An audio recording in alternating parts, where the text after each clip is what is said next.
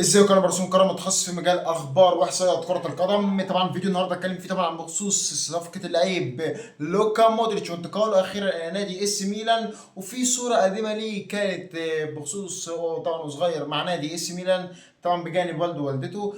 لوكا مودريتش طبعا تحديدا حدد موقفه، خلاص هينضم من نادي اس ميلان. مدير الرياضي لنادي اس ميلان كان موجود من الايام اللي فاتت، تحديدا كان سافر كرواتيا وخلص، وكان بيخلص في التفاوض مع نادي اس ميلان.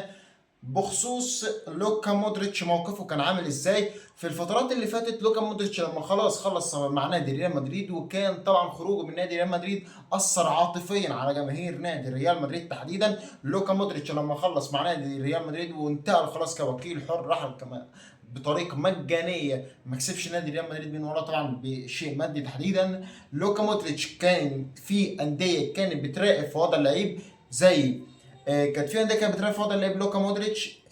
طبعا كيفن دي بروين، لان برضه كيفن دي بروين برضه كوكيل حر. لوكا مودريتش تحديدا نادي انتر ميامي كان فعلا كان بيراقب في وضع اللعيب. نادي انتر ميامي كان عايز يضم اللعيب، ونادي انتر ميامي ما كانش عايز يضم اللعيب بس في الفترة بتاعت الحالية، لا بالعكس، نادي انتر ميامي كان عايز يضم اللعيب لوكا مودريتش في الميركاتو الصيف اللي قبل اللي فات 2023، لكن الصفقة طبعا فشلت بنسبة 100%. نادي ريال مدريد كان فعلا في الوقت ده كان متمسك باللعيب لوكا مودريتش، وضح كتير جدا وقال ان هو عايز يرغب تماما في البقاء مع نادي ريال مدريد، لكن نادي ريال مدريد راح له. السبب الترحيل ببساطة تشابي الونسو جه عايز يعتمد على اللعيبة الشباب اهم من اللعيبة الحالية. لوكا مودريتش خلاص مش طبعا مش هينضم لاي نادي في الدوري الامريكي بنسبه 90 او نقدر نقول 99%، لان ببساطه لما المدير الرياضي لنادي ريال مدريد مدير الرياضي لنادي اي سي ميلان، مدير الرياضي لنادي اي سي ميلان مشي من طبعا من كرواتيا بعد التفاوض مع الاسطوره لوكا مودريتش، خلص في التفاوض. وفي صوره ليه برده كان منتشره جدا للمدير الرياضي برده، خلاص الصفقه خلصت. لوكا مودريتش العروض اللي جايه له مش هتكون افضل من العرض مع نادي سي ميلان ببساطه، لان لوكا مودريتش لو هيرحل يعني لو مثلا انضم في الدوري الامريكي، ففكره انضمامه في الدوري الامريكي هي مستبعده تماما. لوكا مودريتش عايز يستمر في اللعب لاعلى فتره ممكنه، تمام. لوكا مودريتش هيلتزم فحوصات طبيه قريب جدا. لوكا مودريتش الراتب بتاعه هيكون مع نادي اي سي ميلان 3 مليون ونص، والعقد بتاعه كل حد 2026 زائد خيار سنه اضافيه. لوكا مودريتش مواليد 85، طول حاجه و70 سم، الجنسيه كرواتيا. بخصوص لوكا مودريتش بعد ما هيروح، يا ترى هيعتزل ولا هينضم من نادي تاني تحديدا، او حتى هيجدد عقده مع نادي اي سي ميلان؟ حاجتين اتنين. لوكا مودريتش لو عايز يجدد عقده مع نادي اي سي ميلان، يعني لو انضم لنادي اي سي، لو الصفقه كملت خلاص بنسبه 100% وكمل عقده مع نادي اي سي ميلان وانتهى عقده وخد ال 3.5 مليون بتوعه، هل يا ترى لوكا مودريتش هيكمل مع نادي اي سي ميلان؟ هيكون في تفعيل بند خيار شراء اللعيبه ولا لا؟ وهل يا ترى لوكا مودريتش هينضم من اي نادي تاني ولا يعتزل؟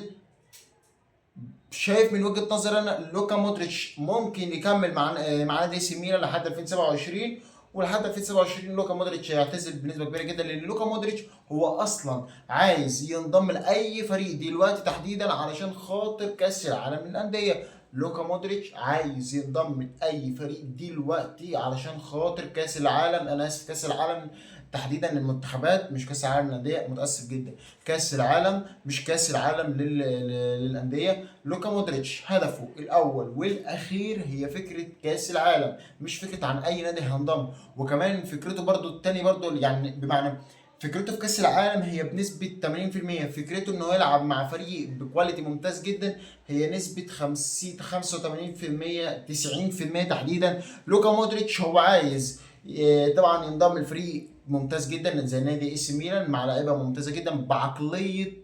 لوكا مودريتش مع نادي اي سي ميلان هتساعد الفريق كتير جدا بخبرته بعقليته بجسمانيته الممتازه جدا لصالح الاسطوره لوكا مودريتش. لكن بخصوص اللي هل نادي اي سي ميلان هيعرف يضم لعيبه تانية تقدر تساعد مع لوكا مودريتش؟ الموضوع صعب جدا بعد طبعا رحيل اللعيب من نادي اي سي ميلان وانتقاله اخيرا لنادي مانشستر سيتي. اللعيب ده اللي سجل الهدف الثالث امام نادي ريال مدريد في دوري ابطال اوروبا لما نادي ريال مدريد خسر امام نادي اي سي ميلان بنتيجه 3-1. اللعيب ده هو اللي سجل الهدف الثالث تحديدا، مش متذكر اسمه بالظبط، متاسف جدا عشان دماغي بس مهووسه في الميركاتو تحديدا واسماء اللعيبه كتير جدا، فممكن اقول اسم لعيب غلط، تمام.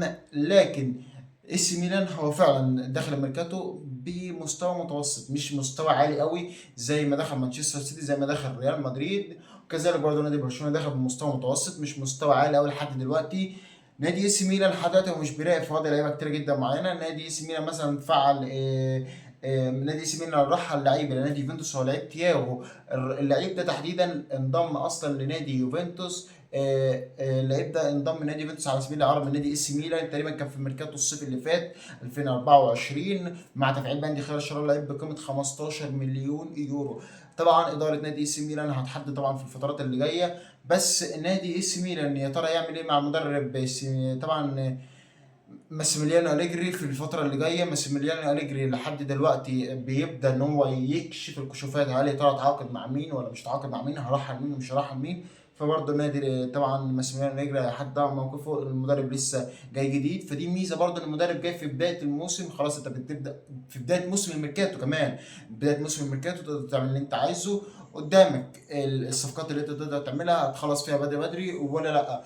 طبعا ده الفيديو عموما بخصوص صفقة الأسطورة لوكا مودريتش. أتمنى طبعا الفيديو يعجب حضراتكم. سلام.